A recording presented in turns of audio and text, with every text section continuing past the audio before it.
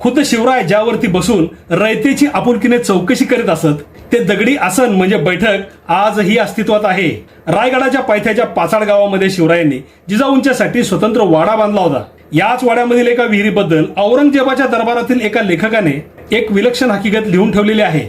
हा लेखक पाचाडमध्ये 2-3 वर्षे त्या काळी राहिला होता. तो लिहितो, शिवाजी हा एक शहाणा मनुष्य होता.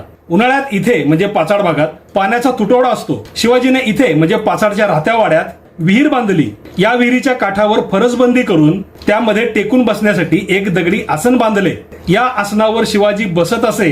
जेव्हा इथल्या रहिवाशांच्या बायका पाणी घेण्यासाठी विहिरीवर येत तेव्हा शिवाजी या स्त्रियांसोबत आलेल्या लहान मुलांना फळे खायला देत असे आणि त्या स्त्रियांशी स्वतःच्या आईशी किंवा बहिणीशी जसे बोलतात तसे बोलत असे. शिवरायांचे सुवर्ण सिंहासन पाण्याचे भाग्य आपल्या नशिबात नाही, पण तितकेच पूज्य आणि पवित्र असलेले हे दगडी आसन पाचाडच्या वाड्यामध्ये आहे.